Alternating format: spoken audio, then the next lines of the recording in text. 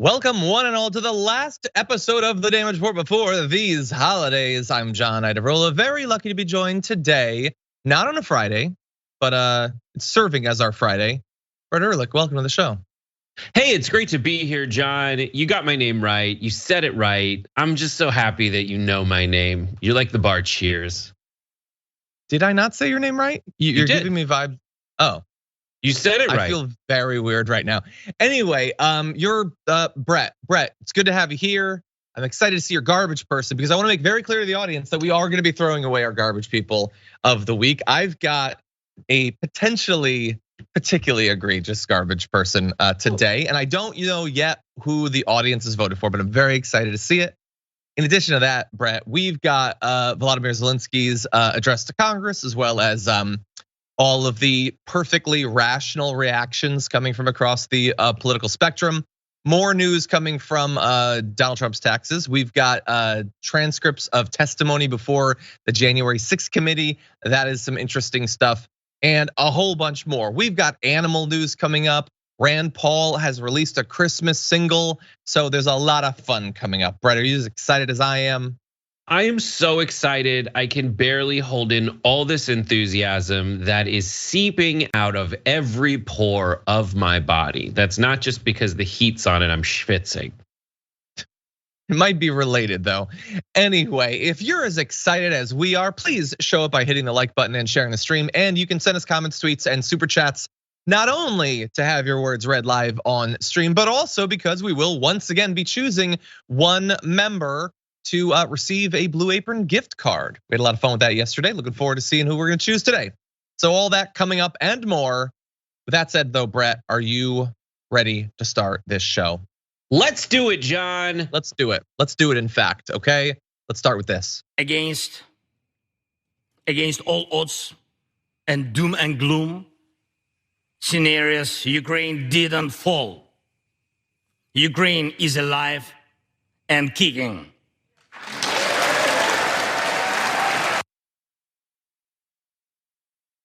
That is President Volodymyr Zelensky of Ukraine, who made a sort of surprise visit to meet with President Biden and then made this address to Congress. And I wanted to play that clip especially because it should serve as a reminder that while I think a lot of people are used to the new status quo of the conflict, that it is that it's brutal and prolonged and seems to have entered into a devastating stalemate with a lot of attrition, especially amongst civilians. He's reminding us there that many people, myself included, assumed that conflict would be over in 72 hours, maybe a week. That's what we thought, and that isn't actually how it went. And there's a lot of things that I think that should be credited for that. Obviously, the resilience of Ukraine's defenders, Zelensky himself as their leader, and the support that they've received from countries around the world, including from the United States. But yeah, it could have been over very soon, and so. The trip was to both thank the US for its support, but also far more significantly to ask for more of that support. And by the way, Congress is approving basically, I think, $48 billion in additional aid, including, as I spoke about with Anna Kasparian on the Young Turks yesterday, for the first time ever, the Patriot missile defense system. But there are other weapons that Zelensky had requested, long-range missiles, things like that could strike inside of Russia that Joe Biden has not approved, that they will not be funding. I want to give you just a little bit more of what Zelensky said during the press conference he held with President Biden. Take a look at this. I wish you peace. I think that is the main thing, and you understand it only when the war in your country, when somebody like these terrorists from Russia come to your houses. And I wish you to see your children alive and adults. And he goes on in that vein, obviously. And I played that clip to remind you that while obviously there's a lot of money on the line, and I'm sure there are people on both sides of whether we should support Ukraine in this particular way that don't fundamentally give a damn about the loss of life that's on the line. Some want the money because they like the businesses it's going to. Some are opposed to it because they seem to despise Ukraine for some reason that I'll never understand. The human cost is the cost that's most important to me, and it has already been absolutely devastating. That continues. We're entering into a winter that was going to be difficult anyway. Russia has spent months now trying to destroy the energy infrastructure to ensure that as many Ukrainian civilians as possible die simply from the harsh winter. So we have more quotes from him we're going to talk about, including the right-wing reaction. But Brett, what do you make of what we've shown? I mean, you're going to get into it later, but essentially the move of a lot of people who are in search of power, namely politicians and political operatives, as well as television news personalities, they try so hard to get you to forget the main thing about any given issue. And the main thing about the war in Ukraine is that Russia invaded another country and just tried to kill everybody. Yep. And it's speeches like this that you watch everybody try so hard to get you to overlook the main thing about it. The 98% of the conversation about it. That's how much it should take up. Is at the thing, and the reason they want you to ignore it is because it's the thing that most people in their right minds would understand is the main thing about it. And that's that Russia invaded Ukraine and has tried to kill pretty much everybody in it. And so in these speeches, they'll try to distract you in a bunch of different ways. But this reminds you, no, this guy is running a country that was invaded by Vladimir Putin's Russia. Don't forget it. Yeah, I am glad that you focused on that. It's 100% true. I would add the corollary to that most important point that they invaded and tried to occupy and wipe out and kill everyone there is that they could leave anytime they want. Yeah. They could go today. That would be the best case scenario, but tomorrow is also an option that's almost as good. They could go literally anytime they want and would only benefit from that. Maybe Vladimir Putin in terms of like ephemeral stuff, reputation, like stuff like that. He individually might be hurt by that. I'm at a loss for what the Russian like civilians would lose by simply getting the hell out of there. You would stop losing so many incredibly expensive vehicles, the loss of lives of, and by the way, Russian soldiers. But when I talk about civilian loss of life, I include the vast majority of the Russian soldiers at this point too, because I guess they've been soldiers for a week or two. I guess they were sort of trained for a day. They're bakers and they're like they're regular people too, needlessly dying. The war could end at any point. By the way, and Zelensky focused on that, saying Russia could stop its aggression, but you can speed up our victory. Yeah, they could literally just leave. And I feel like a lot of people, especially on the right, pretend that that's not the case. And look, Zelensky also talks about that this is about saving Ukraine, but it's about standing up for democracy and things like that. And I agree with that too. I think the precedent cannot be set that a country can simply invade and occupy another country. I felt like that for decades when it came to our invasions of Afghanistan and Iraq. I feel kind of the need to be consistent in standing against it when it's Russia invading Ukraine. Anyway, not everyone agrees with that, as will become very clear.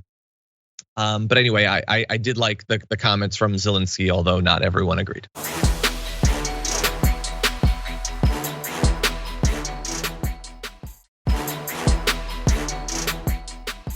Any other thoughts before we move on to the right-wing reaction, Brett? I love the right-wing reaction because it gives us a chance to talk about all the other important issues that they're trying to get you to forget. Okay, well, why don't we launch into that, starting with this first clip of Tucker Carlson. As far as we know, no one's ever addressed the United States Congress in a sweatshirt before, but they love him much more than they love you. So that's Tucker Carlson attacking Zelensky in I guess the favored way on the right is to attack his clothing because he's not fancy enough. As if he were to come in a fancy suit, they wouldn't attack him for being fancy while his people are dying. Also, I wanted to play the particular clip to remind you that his show is awful in a lot of ways in terms of the dishonesty, the white supremacy and all that, but it's also deeply weird. They love him more than they love you. That is a deeply weird way to communicate to a news audience. Can we all agree that, Brett? Yeah, it is severe divorced dad vibes trying to turn the kids against the mom. Yeah.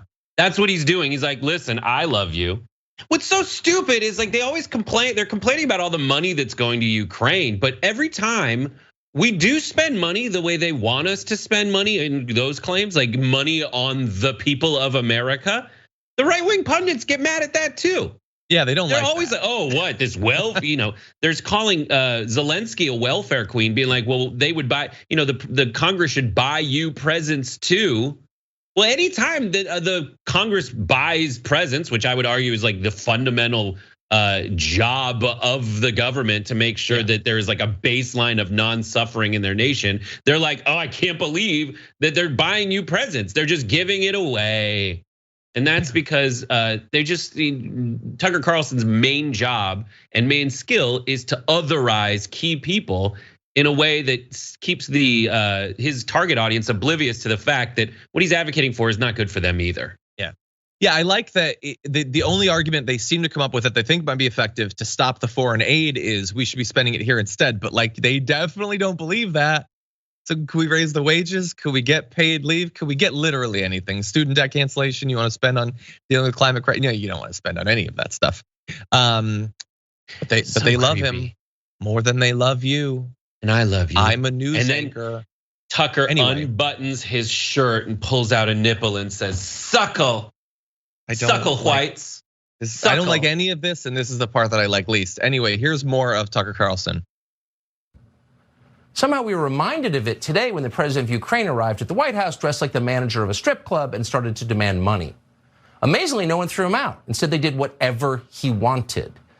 Zelensky is demanding regime change in Russia, just like in Iraq and Libya and a long list of other failed states, except this time in the heart of the Eurasian landmass, next door to the entire civilized world.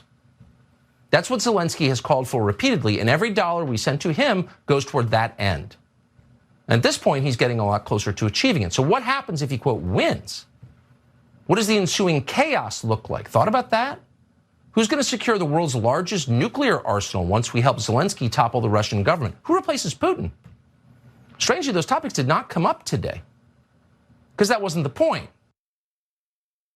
Thank you for landing on that. No, none of any of that is the point. What are you talking about, you madman? There's a couple of things that we have to correct there. First of all, again, the focus on the clothing, super weird, incredibly weird that you think that would be an effective thing. Listen, I have to step in right there. Like that is racist. That's racist against white people. For as much as Tucker Carlson complains against being racist against white people, if you're making fun of an Eastern European dude in a sweatsuit, you're making fun of 9/10 of all Eastern European dudes because that is essentially the highest form of respect and their uniform. Yeah. Like if you go to, someone's gonna wear a dish dash and cutter. Someone's gonna wear a full sweatsuit when you go to freaking Ukraine 100%. And Russia. 100%. And also Tucker Carlson is a populist. He hates the elites, but also if you don't dress as fancy as him, you're trash and no one should listen to you. Weird. Anyway, so Zelensky went there and they gave him everything he wants, except no, not at all. They didn't give him nearly as much money. He would want far more money. He would want direct transfer of US jets. He would want long range missiles. He would want many things that he is literally asking for and being denied. So 100% untrue. And while Zelensky, I'm sure, has said that Putin should be toppled, the idea that that's what every dollar we give goes towards that goal. Oh, and also he's close to it. I must have missed the news of Ukrainian forces streaming across the border and besieging Moscow. But if you're a viewer of Tucker Carlson, you believe that Ukraine has the upper hand and they're about to defeat Russia. All of it is madness. All of it is lies. We can disagree about the funding, how much it is, where it goes, whether we should be involved, what the timeline and how diplomacy should be done.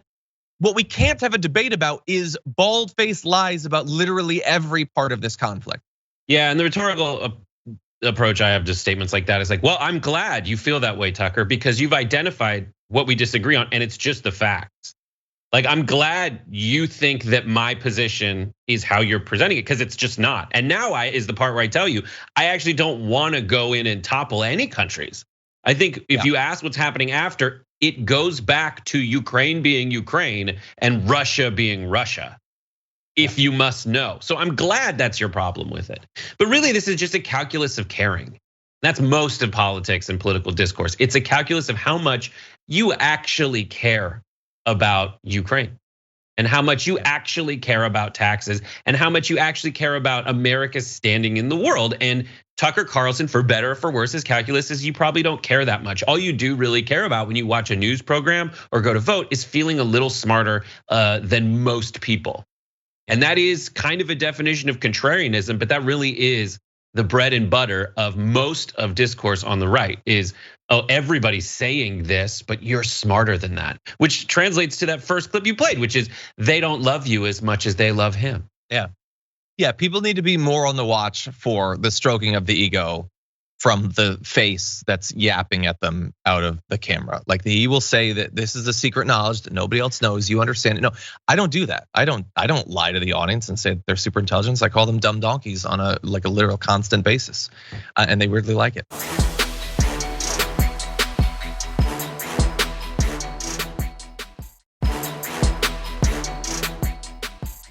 Anyway, okay, why don't we move ahead to some of the other commentary? We can jump right into Charlie Kirk. And as I mentioned, the uppity foreigner, the international welfare queen that can't be bothered to put on a suit and tie. I don't know. Let me just make sure I get this right. Is Zelensky wearing a suit and tie today? I don't know. He's probably wearing the Fetterman look.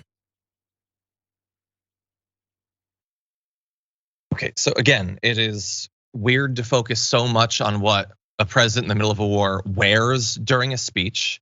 It's slightly weirder to talk about the lack of formality when you're hosting a political analysis show and you're wearing a short-sleeved polo shirt.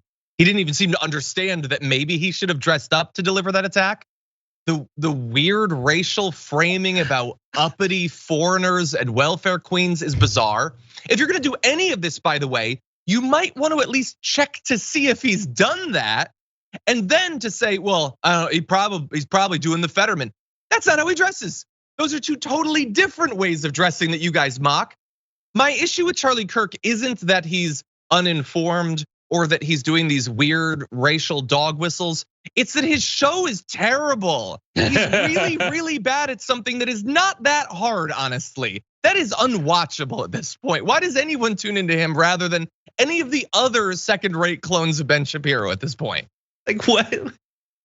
Talk about what, the term welfare queen is a Reaganism that is essentially meant to vilify people that you have no idea what their life is like, and you just assume that people that that take assistance from the government are living the life of a king or queen. It is an insane, debunked multiple times. The word uppity, as you say, is like really about slaves who mouth off.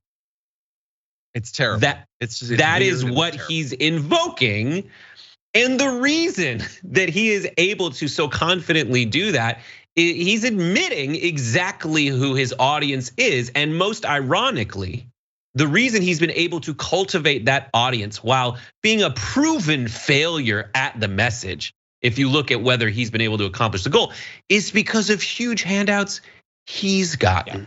Yep. He has been given, guys, millions and millions of dollars year after year after year to put together what? Hard work? Is he working in a factory? Can he pull off the Fetterman look and wear a hoodie and some shorts in Pennsylvania in February? No. He is by his hearth getting warmed by the benefactors who have so generously made his life that of someone on the dole who has never had to encounter a single bit of negativity face to face in his life. Ironically, he's also making fun of other people's appearances when he himself looks like a hot air balloon with a face with a drawn on it with a marker. Like hot air balloon's not necessarily known for constantly having the cold meat sweats, but I like your metaphor other than that. Also, by the way, can we reevaluate like the level of respect that should be put on different outfits when we bear in mind that Zelensky in a t-shirt has been successfully fighting off the Russian military? You know who wears suits? Putin. Putin wears suits. Is it helping him to take over Ukraine? Fetterman wore the hoodie. He won, by the way. You know who wears suits? Dr. Oz wears suits. Did that help him to become a senator? maybe the clothing isn't the most important thing in the world. I just want to say the reason that Tucker Carlson is so mad at Vladimir Zelensky is they both were on versions of Dancing with the Stars. Zelensky won and Tucker was eliminated in some of the first rounds. That is strictly personal. And let's talk about what they were wearing. Tucker Carlson, we have B-roll on this network. I'm not sure we pull it every time because we don't expect it. But the truth is he wore like a flouncy Spanish dancer dress of a shirt on TV and then has the gall, along with Charlie Kirk, to talk about what a real man is. Sorry, giggle pants, you're not one. 100%. I want to give you just a few of the other bits of commentary. So I don't want to get back into Tucker Carlson, but Tucker Carlson accused Volodymyr Zelensky of waging a war against Christianity. Why not? Just as a treat. Because he's a that Jew. line. Okay, I guess. He's a Jew in entertainment. Jesse Waters admitted that Zelensky is charming, but he's a killer. Well, he's in the middle of a war, out for vengeance against Russia. First of all, if he was out for vengeance, I would sort of get it. I don't think we're at the getting vengeance step just yet. I think he just wants his country back. Then maybe he goes too far and it's vengeance. I don't know. At least Zelensky has a reason for his positions. I still have yet to figure out why Jesse Waters is the way he is at all. Yeah, high school experience would be my guess. Donald Trump Jr. apparently gets his talking points from Charlie Kirk, says Zelensky is basically an ungrateful international welfare queen. Donald Trump Jr., every literal cent that he has been given to him by his papa. And we've recently revealed, as we're gonna go into in our next block, that they don't pay taxes. So like honestly, if you're gonna talk about anybody like taking handouts, literally Trump gets millions of dollars in tax rebates from the US government.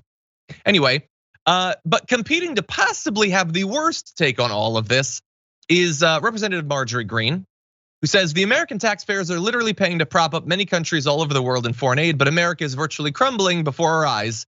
It's like the American people are raped every day at the hands of their own elected leaders. She's not taking divorce well. She's just, why isn't this beneath us? No, John, I'm not saying we have to be great, but could this be like some class, literally any class? Anyway, again, they cannot just tell you what is happening, give you the facts and let you decide. They have to constantly terrify you in all different ways. So did you know that you're being raped on a daily basis by the US government? You are. Also, we're being invaded. Again, constant violent metaphors that have no bearing on reality. Our economy has been destroyed, even though they literally just scaled up the estimation of the Q3 GDP by like another 0.3%, and it's way above what they expect. Okay, devaluing our dollar, killing our energy, again, killing, destroying our critical supplies, enslaving us in debt. So you've been raped, invaded, killed, and enslaved, harming our children. Again, I don't know what that has to do with the foreign aid, but it always has to come back to the QAnon stuff, and castrating our independence. So you've been raped and beaten and invaded and killed, but also enslaved, and they cut off your junk. Are you scared enough yet to like allow Ukraine to be conquered? What other words do I have to use to let you be okay with Putin killing literally every person in Ukraine? 50 Shades of Green over here. Like she should write the next 50 Shades book because it is super hot the way she's talking about all this BDSM stuff. She just like, it's like, it is so pathological. Like you sound like a really delightful person. And then they go off and say like Kamala Harris needs to smile more. 100%. You just said you're cutting off people's manhood and your people are getting raped. Like, listen, madam, as much like those things you said are really, really bad. And you are trying to harness that, but in doing so, you're absolutely belittling those actual experiences. And like the fact that she writes these things and thinks she's totally killing it, and then is like, send. So pathetic. 100%. Okay, but we're gonna take our first break of the show. When we come back, we've been teasing a couple of these stories involving the congressional testimony finally being revealed from the January 6th committee, as well as some more revelations coming out of Donald Trump's taxes. We're gonna see who's been living off the government. All that and more after this.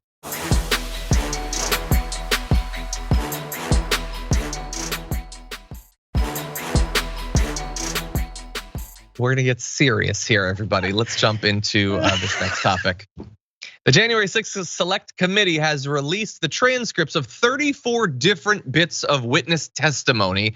And I believe that in there are some things that we can learn. Although you do have to give it to the witnesses that were brought in. They tried as hard as they could to hide everything about what actually happened in the lead up to that.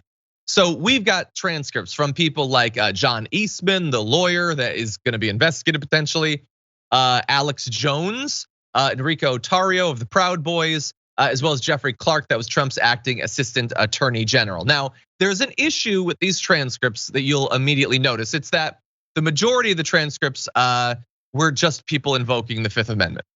And like you're probably wondering, well, for what? No, I just mean invoking it for everything, literally everywhere, comically so. Charlie Kirk, for instance, pleaded the Fifth while being asked if he understood what pleading the Fifth was, which sort of actually proves that he does. So I think that he made a bit of a mistake there. But he also refused to answer basic questions about a lot of things. I'm actually more interested in like the one time he would answer a question. So they asked how old he was, and he said, on advice of counsel, I'm invoking my Fifth Amendment right not to testify. I think that's less about culpability for January 6th and more about the fact that he's still hanging around college students on a daily basis, and it's getting increasingly weird, both as he gets older and as his hairline goes back. Anyway, they asked him, in what state do you reside? He answered that one. He said, I live in currently Scottsdale, Arizona. Then they asked him about his highest level of education, and he wouldn't answer that. I too think that that isn't just the normal Fifth. I think he's actually hiding some stuff there. Maybe Ken Klippenstein will look into it. But I gotta respect the love for Scottsdale. He pleaded the Fifth to every other thing, but he did want to acknowledge where he was from, and I almost respect that. Anyway, there are some things that we actually did learn when a few of the witnesses deigned to answer a question or two. Former Trump campaign manager Bill Stepien testified that he took an intentional, informal self-demotion after Trump brought Rudy Giuliani on the legal team to help spread the election fraud claims. He told the committee about an episode in which he locked Giuliani out of his office, saying, it was a big glass office in our headquarters, and I had my assistant lock my door. I told her, don't let anyone in. Tell me what's going on here, but you're gonna see less of me. Sure enough, Mayor Giuliani tried to get in my office and ordered her to unlock the door, and she didn't do that, It's good to have a good assistant or whatever. So there are some people who are trying to just distance themselves from the election fraud claims that were made. Giuliani, by the way, told the select committee, I do not think the machines stole the election. Seems like news. He certainly acted as if he believed some sort of massive. Now that doesn't mean that he doesn't think it was stolen. He could think that mules stole it or something, but a lot of this, unfortunately, they refuse to answer. Brett, what do you make of this so far? I mean, the only thing that I really care about is that Charlie Kirk won't say how old he is, because he was technically born 29 years ago, according to Wikipedia. However, the Ayn Rand book jacket they used as the base organic material in the laboratory that right-wing benefactors fabricated him in, that was at least 90 years old. So there's a little, he didn't want to put in paper in the congressional record exactly how old he is. And we all know he didn't go to college. I don't have anything against people who didn't go to college, but if someone's telling you shouldn't go to college without having any experience of what that might be like, and especially if they are able to have everything given to them as opposed to have to go out in the world and seek it, then obviously he doesn't want people to know that he didn't go to college. I think a lot of this is just absolutely hilarious. I'm not gonna begrudge anyone for pleading the Fifth in a proceeding they think is absolutely BS, but I would say that I don't think anything about the proceeding and having them go there was BS at all. Mm-hmm. Yeah, and I also think that, look, if I had bussed tons of people to that rally and I was facing claims that I had helped in inspiring this riot, I'd probably want to cooperate. Because he says he doesn't, and there isn't, like, other than the busing, there isn't a lot of like direct evidence that he was like looking to have Mike Pence killed. So why not participate? It seems weirdly hostile. Anyway, you're probably wondering, well, okay, doesn't it make you feel kind of right? But doesn't it make you feel kind of stupid when you're like, listen, what do I have to do here, Charlie? I know that if anyone else pled the Fifth, you would be completely in bad faith saying that, well, they're obviously If they hadn't pled the fifth, they'd have to admit their guilt. Yeah, like, I'm gonna give him more credit than he would give literally anyone else. 100%. Now, all of you are probably thinking, okay, this is all fun, but what about like serious stuff? Well, there is a little bit of serious stuff. So Trump told the GOP leaders of the Michigan state legislature to, quote, have some backbone and do the right thing during a meeting in November at the White House. That is Lee Chatfield, then state House Speaker. Do the right thing, and by that he means literally just do whatever will benefit me. It doesn't matter if it breaks the law, breaks your ethics, your obligation to your constituents. Give me the electoral votes of Michigan. So that's an important revelation. Also, this is fascinating, because remember, we keep being told that despite all the evidence that we saw with our own eyes, January 6th was not a riot. It certainly was not an insurrection. After all, nobody had any weapons. Except that Secret Service documents show that hundreds of weapons were confiscated from spectators who passed through metal detectors at the Ellipse rally that preceded the insurrection. They included 242 canisters of pepper spray, 269 knives or blades, 18 brass knuckles. I didn't know there still were 18 brass knuckles. That's just how douchey they are. That's super douchey. 18 tasers, 6 pieces of body armor, 3 gas masks, 30 batons or blunt instruments, also 17 miscellaneous items, including scissors, needles, or screwdrivers. I'm sure plenty of people had legitimate reasons to bring scissors to that rally, let alone the hundreds of knives that were brought.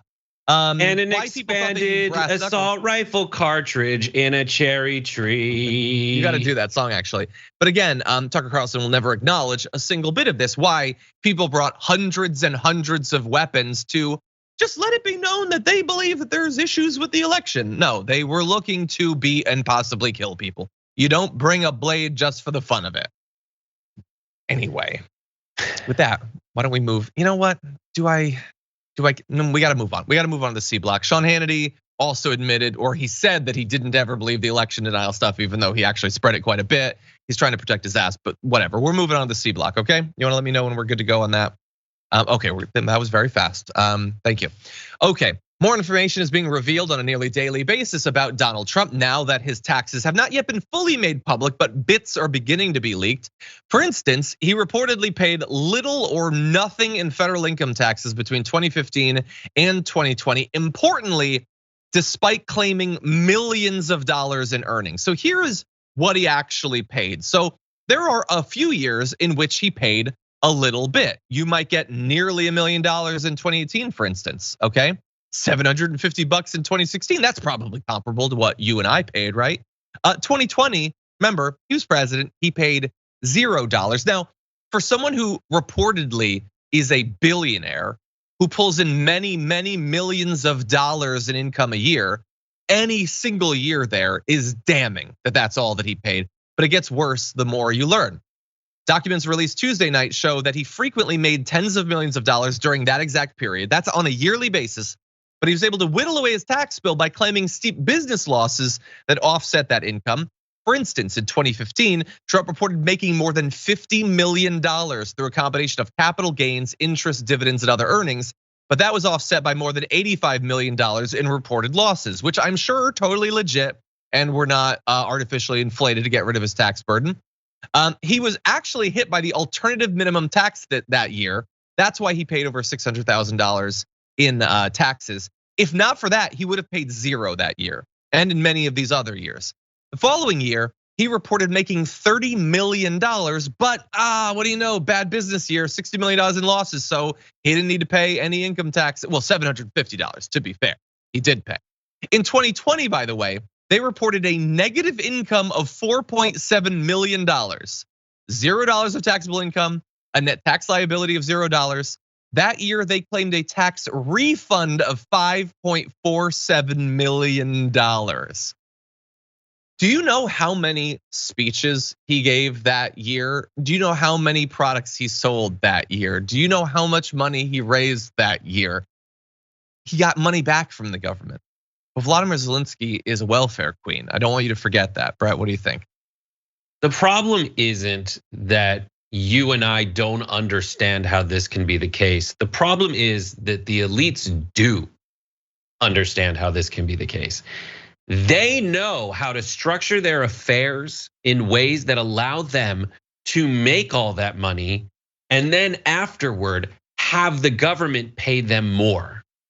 That's the problem, is that you and I, we don't get to know any of that. We will never be able to unlock that code that they all know. You know how they know it? Because those people paid money for the tax code to be written in their favor. That's what's, and I do want to talk about what the alternative minimum tax is. The alternative minimum tax is when the government looks at you and goes, all right, I play this game a lot. I know that you are able to say like, oh, this lens cap is actually a business expense. And I know it only markets for about $15, but really I had to spend $15 million. The government's like, yeah, that's every day. But this year you did that too much. So you did it, you played too much of a game. Even you couldn't contort yourself down and just pretending you didn't make any money, you lost all that money. So you have to pay at least this much. He played too much. The other thing that a lot of us, the left, I hate to break it to everybody who's watching this program who thinks they can win on an argument that like, oh, that Trump doesn't pay taxes. I don't think you can win on that. It really is most people's inclination that they too don't want to pay taxes, and they want to believe that Trump's system of approaching it is a very smart way to be. He said it. He got a lot of people to like him and see him as a human being when he said, "I don't pay taxes." Yeah, that makes me smart. That's how most people feel about the tax code. But what I need us all to frame this as is that Trump is also saying in these years that he lost $50 million. He's such a great businessman who, according to his own tax form, lost $50 million. That's what he told the government. So he's either lying about losing $50 million, which makes him a liar, or he's telling the truth, which makes him a horrible, horrible businessman. That's true. Look, I think there are definitely a lot of people, I would say probably the vast majority of the MAGA base that agrees with you. They dream of being able to get out of their tax burden, so they're fine with Trump. I don't know that I believe in general, though. I mean, when you poll people about whether the taxes on like the top 1% should go up, it's like 60-70% approval. If they want the taxes to go up, they presumably want the taxes to be paid, at least some portion of them, some tiny fraction of them.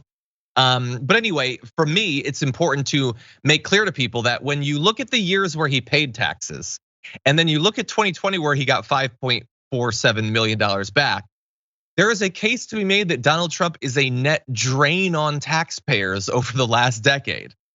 And for a guy who has billions of dollars, it's weird. It's weird that can be a tenable legal situation. And I would say he's different. I put this comment in last show, and you read it. But like, he is different from most quote billionaires. Most quote billionaires run big organizations. They run big companies that have a lot of employees and pay people salaries, and that's why one would argue that the tax code is written to say, okay, I'm not going to charge you all these taxes because you are paying Social Security for your employees, you are paying Medicare for your employees, you're splitting that with the government, you're buying them insurance, you're doing things we need you to do, so we're not going to charge you on that. Trump doesn't have any of that. The things that aren't on his tax report are like household employee taxes. So that's like money he's paying his servants. Yeah, like his servants are really the only employees. It's Alan Weisselberg and it's his kids. He is not contributing to the economy. He's licensing his name. He's selling his name and buying property. So he's not really contributing really anything to the economy in a way that would justify any reduced tax liability. Yeah, there's some fascinating stuff about these massive contractor payments to Ivanka Trump, who is drawing a salary from him at the same time. There is theoretically some stuff in here that in theory could be investigated by the IRS. We'll see if it ever is.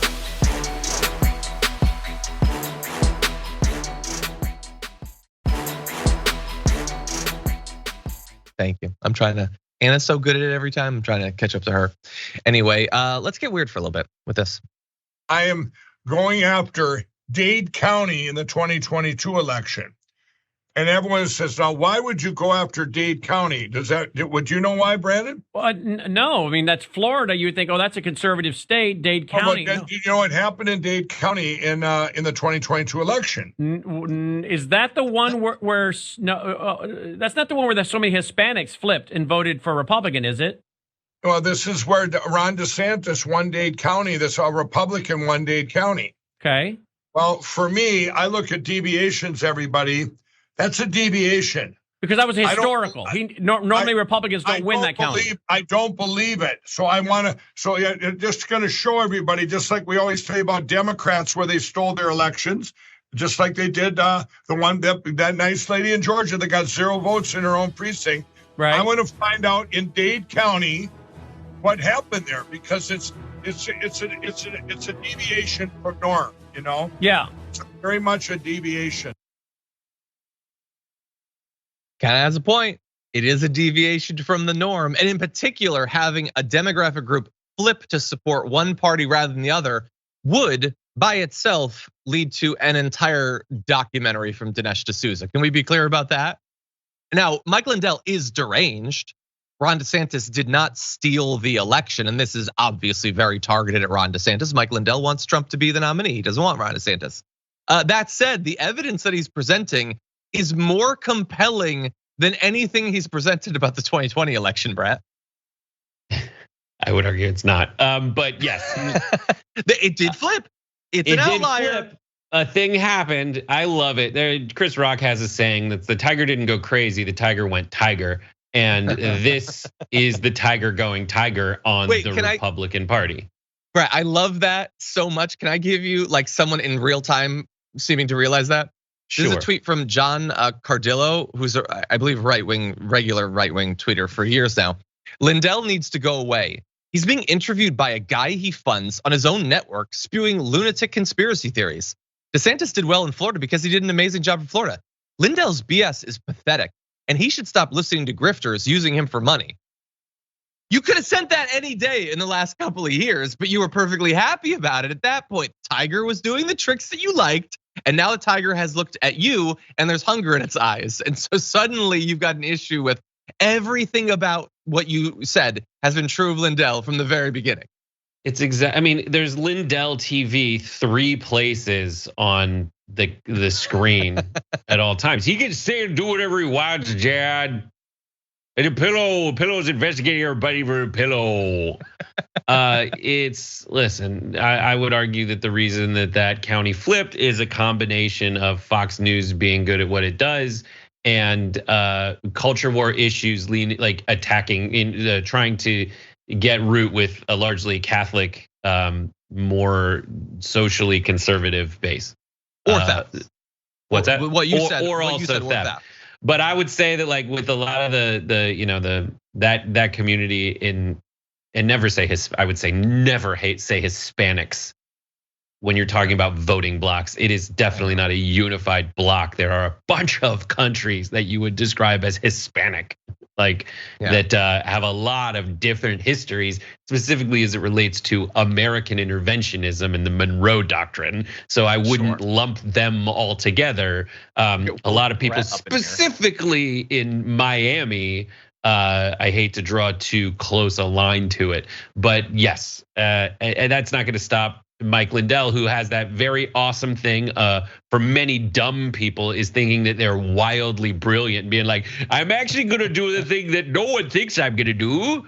But at the end of the day, it does make him seem at least principled, even though I agree with that instinct toward toward cynicism, where he just likes Trump more than he likes DeSantis, and so all these people are trying to find new caveats for their previous positions or ways that their positions would stay perceived as consistent as they now start tilting at the biggest threat that isn't toward Trump, which isn't Democrats, but rather someone who's more popular within the Republican Party, DeSantis.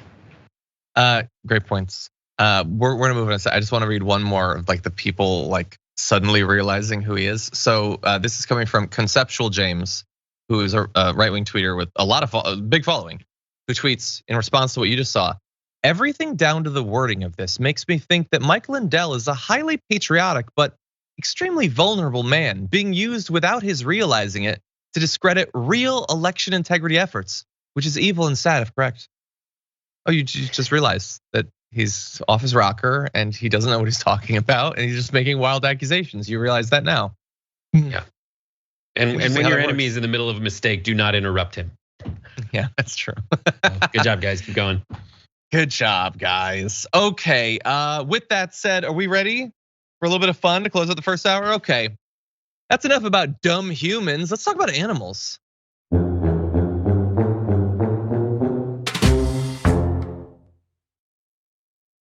here's the latest in bear news. Take a look at this.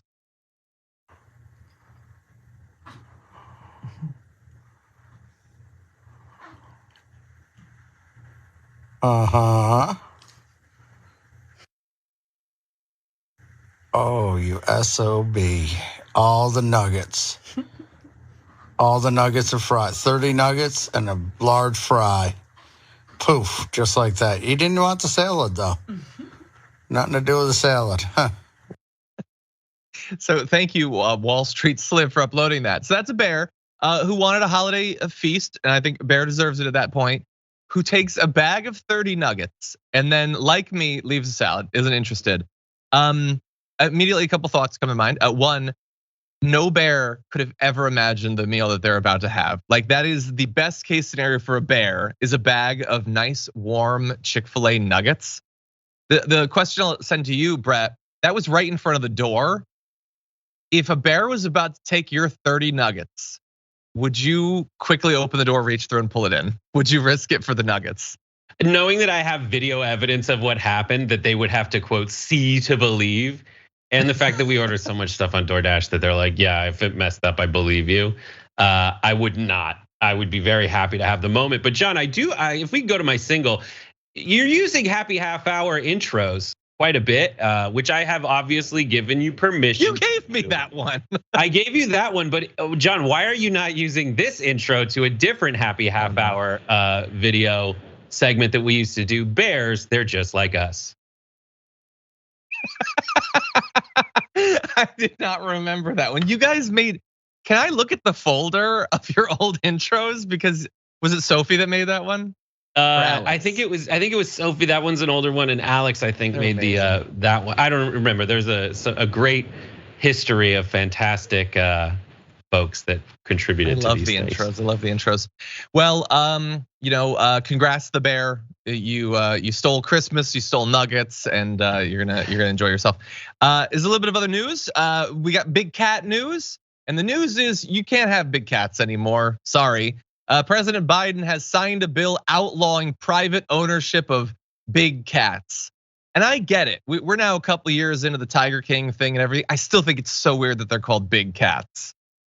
Like, the full-grown adults and government agencies refer to them as big cats. Whatever, you can't have it. It also bans licensed exhibitors, mainly zoos and sanctuaries, from allowing the public to touch the animals or hold the cubs, probably because in the last 20 years, there have been more than 400 dangerous incidents involving big old kitties.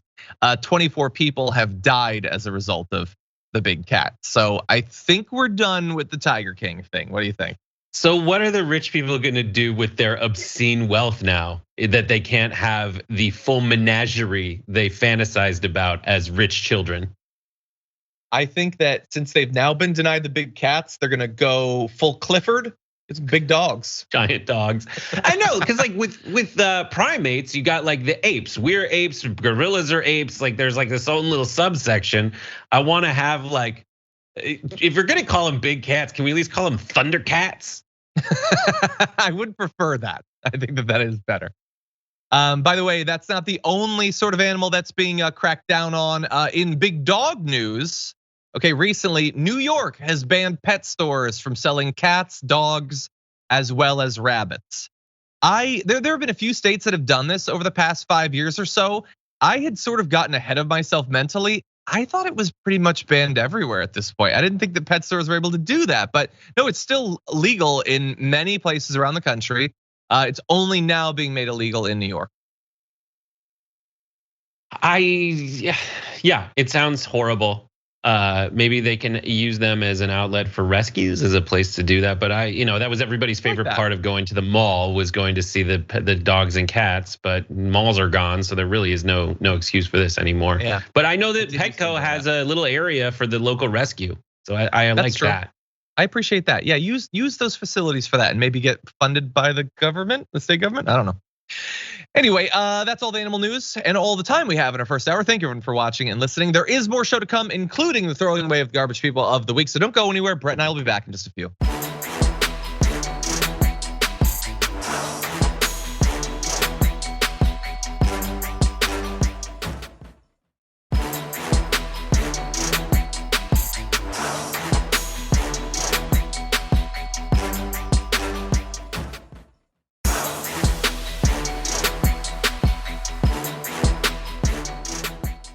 Thanks for listening to the full episode of The Damage Report. Support our work, listen ad-free, access members-only bonus content, and more by subscribing to Apple Podcasts at apple.co/TYT. I'm your host, John Adarola. I'll see you soon.